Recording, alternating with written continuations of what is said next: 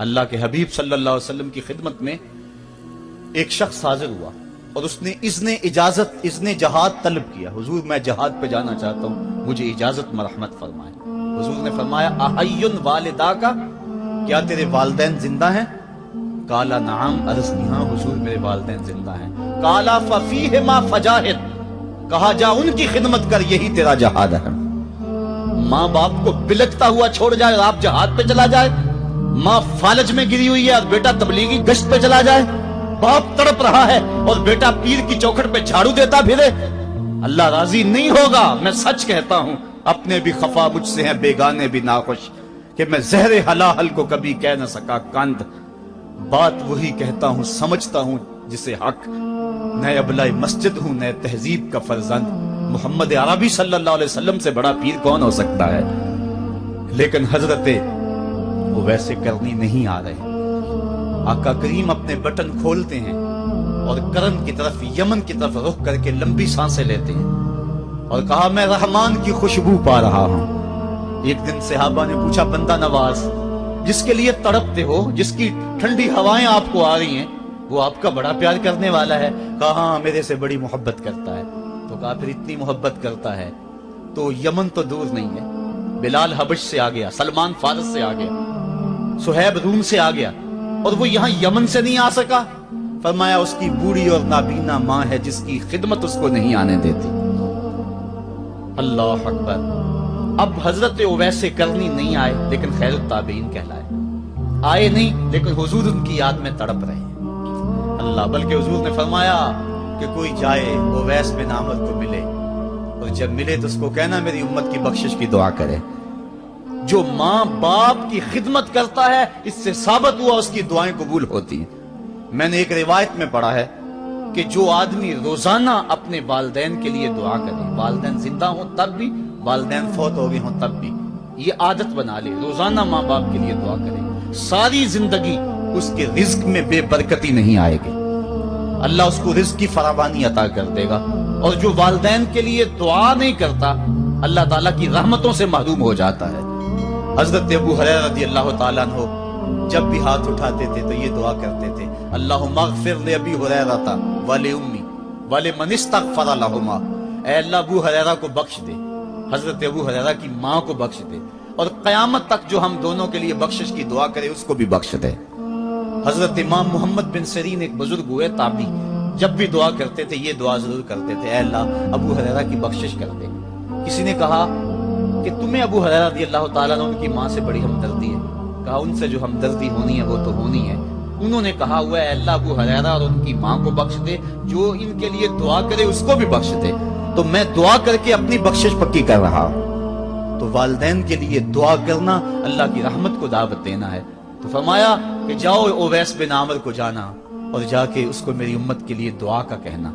حضرت سیدنا عمر فاروق حضرت علی المرتضیٰ گئے, جا کے ڈھونڈا, تلاش کیا, اویس بن عامر ملے, حضور کا سلام کہا, بس پھوٹ پھوٹ کے رونے لگے.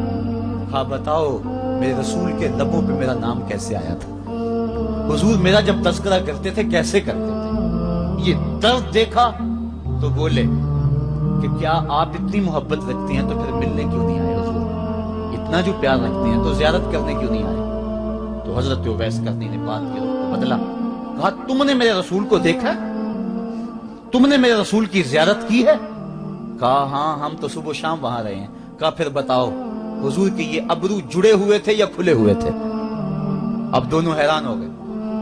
کہا تم نے تو دیکھا, میں نے تو دیکھا نہیں, تم بتاؤ نا, پھر میں تو گیا نہیں, مجھے کہتے ہو گیا نہیں, تم بتاؤ حضور کے ابرو جڑے ہوئے تھے یا کھلے ہوئے تھے؟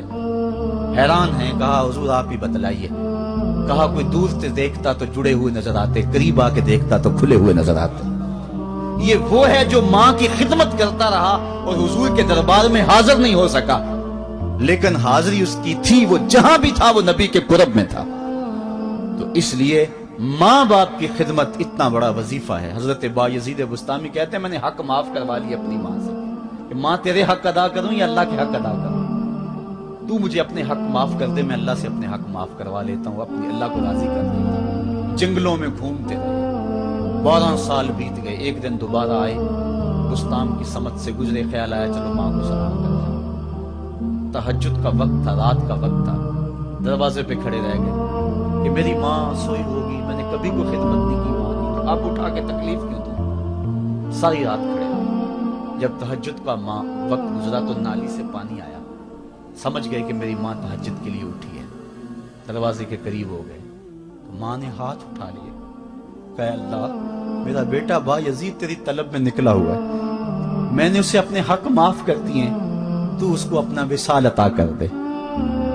हजरत बा यजीद दरवाजा खटखटाने लगे और माँ के कदमों में लिपट गए और रो के कहने लगे, जिस रब को मैं जंगलों में तलाश करता हूँ वो तो रब मेरी माँ के पास है। तो माँ की दुआओं में अल्लाह की रिजा है। माँ राजी हो जाए तो समझ लो खुदा राजी है। अल्लाह ताला जल्ला शान ने इरशाद फरमाया, वक़दा रब्बुका अल्ला ताबुदू इल्ला इय्याहु, तेरे रब ने यह तय कर दिया है कि उसके अलावा किसी की पूजा नहीं करोगे। व बिल वालिदैन इहसाना, और वालिदैन के साथ उसने सुलूक से पेश आओगे।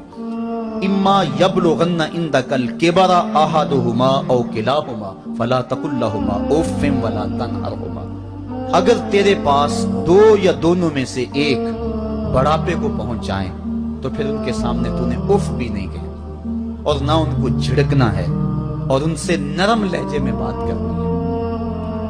जब माँ बाप जवान हो, बच्चों की जरूरियात पूरी कर रहे हैं, उनके तालीमी अखराजात और उनके मुआशी सारे मामलात दुरुस्त कर रहे हो, तो उस वक्त तो वालिदैन की बच्चे ताजीम करते ही। इम्तिहान उस वक्त शुरू होता है जब माँ बाप बूढ़े हो जाते हैं और चलने फिरने की सख्त भी नहीं रहती, सिर्फ सांस की एक डोरी लटकी रहती है। और जिस तरह बच्चा अपने बदन से मक्खी भी नहीं उड़ा सकता था, अब ये हालत माँ बाप पर आ गई और बच्चे की तरह मिजाज चिड़चिड़ा हो गया। जमाने के हालात बदल गए, लेकिन माँ की पुरानी, बाप की वो पुरानी रवश है, वो उसी अंदाज में, उसी डगर में बात करता है। ये आजमाइश के दिन है, ये इम्तिहान के दिन है। अब देखना है वालिदैन की इस वक्त ताज़ीम कौन करता है। फरमाया इम्मा यबलुगन्ना इंदकल किबरा, अगर तेरे पास वो बढ़ापे को पहुंच जाए, दोनों पहुंच जाएं, या तेरी खुशकिस्मती कि दोनों में से एक पहुंच जाए या दोनों पहुंच जाएं, तो फिर उनकी तूने ताजीम करनी है। क्या, कैसे ताजीम करनी है? फला तकुल लहुमा उफ़्फ़िन, तूने उनको उफ भी नहीं कहना। हजरत इमाम फखरुद्दीन राजी के हवाले से मैं आज ही सुबह या गुज़श्ता शब उफ की तशरीहात देख रहा था। उन्होंने 12-13 अक़वाल बयान किए हैं, लेकिन 2 कौल फरमाते हैं। उफ ये है कि इंसान के बदन के ऊपर जो शफाफ रहता हो, साफ रहता हो, मट्टी पड़ जाए, रेत का जर्रा पड़ जाए, उसको फूंक मार के उसको हटाता है, तो वो फूंक से जो आवाज पैदा होती है उसको अरबी में उफ कहते हैं। तो फिर उफ हर उस चीज के लिए मनकूल हो गया जो नापसंदीदा है। एक तो कौल ये है कि वालिदैन के सामने इस एहतियात से रहो। दूसरी बात, आप फरमाते हैं उफ का मफहूम ये है कि जब माँ बाप बूढ़े हो जाएं तो बोलो बरास चारपाई पे निकल जाते हैं और इंसान उनको उठा के उनकी खिदमत करता है, सफाई करता है, कपड़े बदलता है। इंसान की तबीयत में जो फितरी नफासत है उसके तहत उसको माँ बाप से जो मकरूह और नापसंदीदा बू आती है उससे वो बचना चाहता है। वो नफरत माँ बाप से नहीं होती, वो नफरत उस बदबू से होती है जो माँ बाप के बदन से या चारपाई से या कपड़ों से उठ रही है। तो बंदा अपने जो है वो नाक पे कपड़ा रख लेता है उस बदबू से बचने के लिए।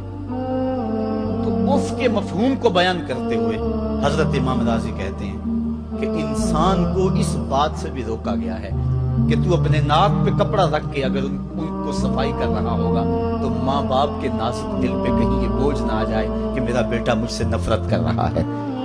इसलिए वालिदैन की ताजीम का आलम यह है कि तू खुले नाक से उनकी खिदमत करे और वो बदबू सहता रहे और अपने नाक के ऊपर कपड़ा भी न रखे कि तेरे माँ और तेरे बाप के दिल के अंदर इतना खलाल और मलाल भी पैदा ना हो।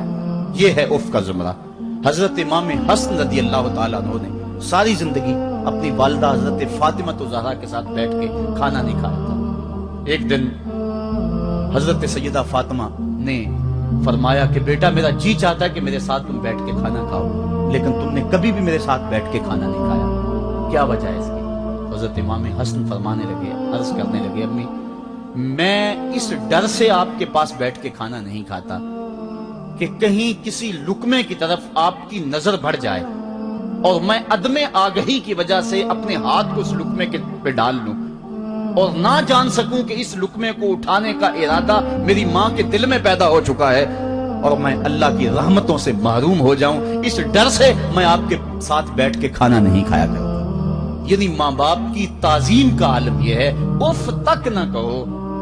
हजरत सईद इब्न मुसय्यब रज़ी अल्लाह ताला अन्हु जलीलुल कदर ताबी हैं, वो फरमाते हैं कि वालिदैन के सामने बेटे की हालत क्या होनी चाहिए। वो फरमाते हैं जिस तरह भागा हुआ गुलाम पकड़ा जाए और उसको पकड़ के जो है वो आका के सामने पेश कर दिया जाए, तो उस भागे हुए गुलाम को पकड़ के जब आका के सामने पेश कर दिया जाए तो जो हालत उस गुलाम की होती है, बेटे की हालत ये मां बाप के सामने होनी चाहिए। अब उन बेटों को सोचना चाहिए जो अपने मां बाप को तकियानुसी का ताना देते हैं और समझते हैं ये ओल्ड फैशन है, इन्हें क्या पता जमाना कहां चला गया है, और उनके फैसलों को मुस्तरद करते हैं।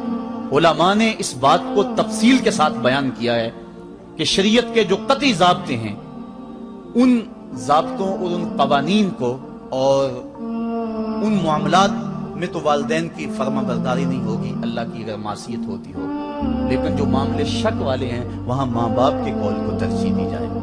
तो फरमाया उनके सामने उफ भी नहीं कहनी, वकुल लहुमा कौलन करीमा, और उनसे नरम लहजे में बात करनी है। वख्फिद लहुमा जनाहज़ुल्ल मिनर रहमा, और उनसे बात और उनके लिए अपने बाजू बिछा लेने हैं नरम दिली की वजह से, नरमी की वजह से। जब जानवर जमीन की तरफ रुख करता है, ऊपर से नीचे की तरफ आता है तो अपने परों को सकेड़ लेता है, तो उसके लिए ये लफ्ज बोले जाते हैं वख्फिज लहुमा जनाह